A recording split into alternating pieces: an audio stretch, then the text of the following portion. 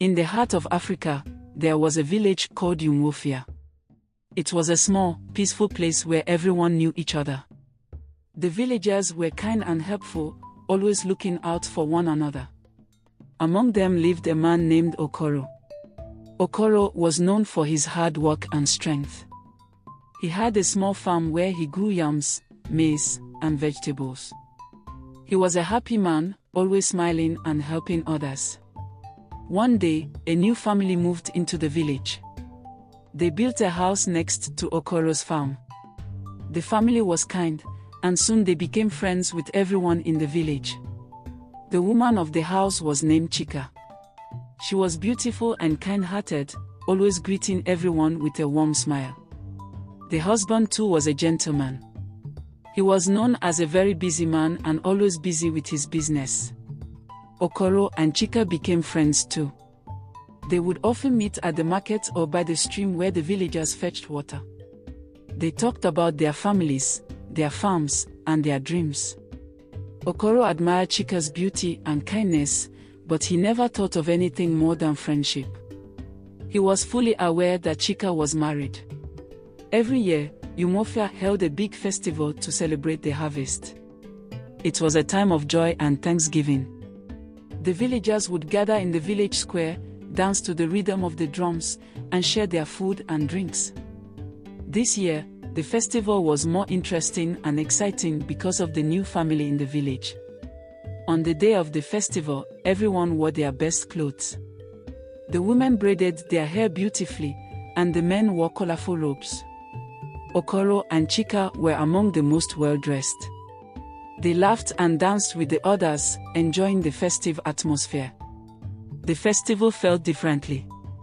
As the night went on, Okoro found himself spending more time with Chika than usual. They danced together, their laughter blending with the music. They talked about many things, their friendship growing stronger with each word. Okoro felt a strange feeling in his heart, something he had never felt before. As days passed, Okoro's feelings for Chika grew stronger and stronger. He tried to ignore them, reminding himself that Chika was married and it was wrong to have such thoughts. But the more he saw her, the harder it became to control his feelings. Chika, on the other hand, trying her best not to succumb to such thoughts and feelings she developed over time. One evening, as the sun was setting, Okoro went to the stream to fetch water. He saw Chika there, sitting by the water and looking lost in thought. He walked up to her and sat down beside her. "Chika, are you okay?" he asked, his voice full of concern.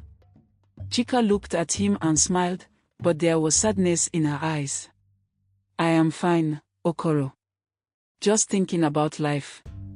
They sat in silence for a while, listening to the sound of the water.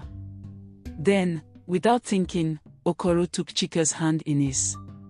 She looked at him, surprised, but she did not pull away. Her heart beating faster than usual. "Chika, I think I love you," Okoro said, his voice trembling. Chika's eyes widened in shock. "What? Okoro, you cannot say that. You know I am married, and you are fully aware of the implication. Have you forgotten, Okoro?"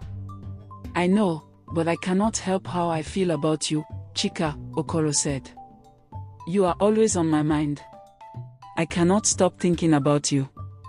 I've been fighting these feelings, but it seems like I'm stopped already. I don't know what you've done to me, Chika." Chika looked away, her heart pounding heavily.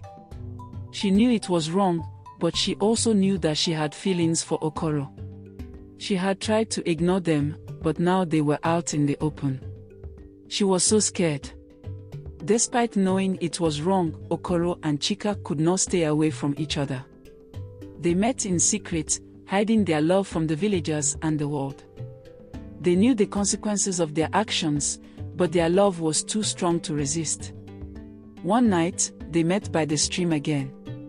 The moon was full, casting a soft light on the water.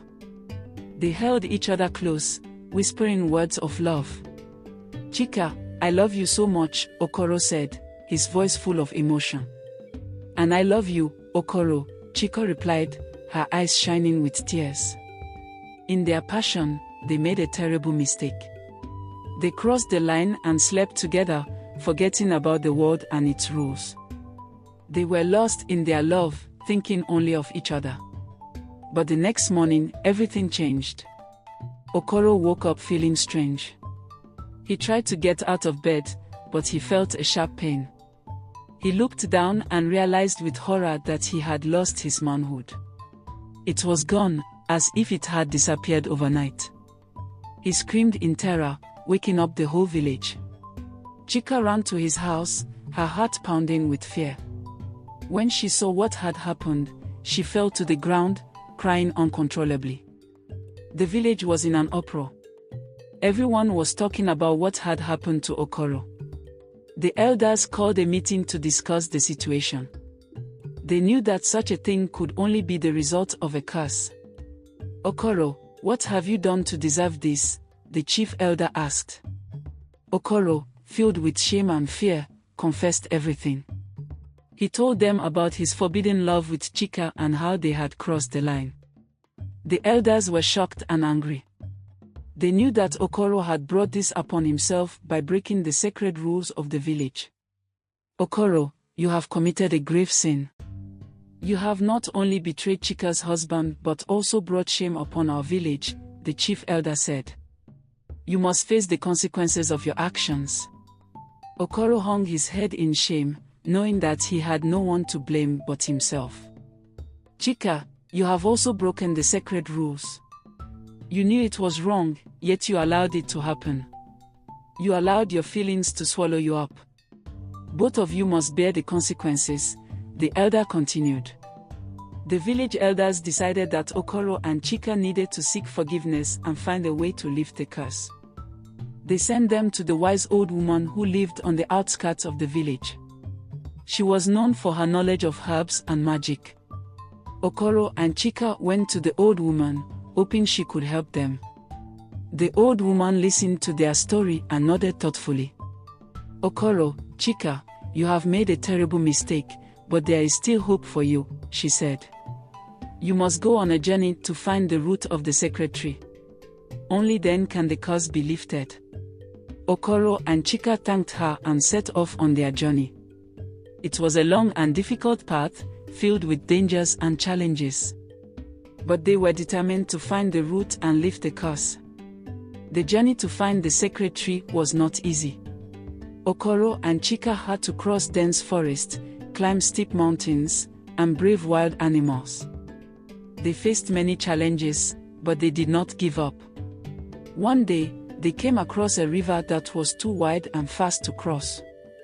They sat by the river, feeling hopeless. "How will we cross this river?" Chika asked, tears in her eyes. "We must find a way, Chika. We cannot give up now," Okoro said, trying to stay strong. As they sat by the river, they noticed a group of villagers on the other side. They were kind and helped Okoro and Chika build a raft to cross the river. Grateful for their help, Okoro and Chika continued their journey. After many days of travel, Okoro and Chika finally found the sacred tree.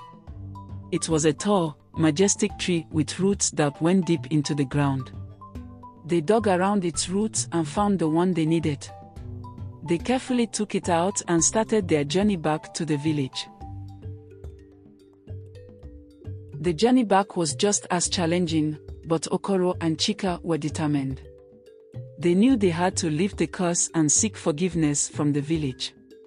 When Okoro and Chika returned to the village, they went straight to the old woman. She prepared a potion using the root of the sacred tree and gave it to Okoro. "Drink this, Okoro. It will lift the curse, but you must also seek forgiveness from Chika's husband and the village," she said. Okoro drank the potion and felt a warmth spread through his body. He knew the curse was lifted, but his journey was not yet over. He went to Chika's husband and fell to his knees. "I am sorry for what I have done. Please forgive me," he begged. Chika's husband looked at him with anger and pain but finally nodded. "I forgive you, Okoro. Let this be a lesson to you and to all of us.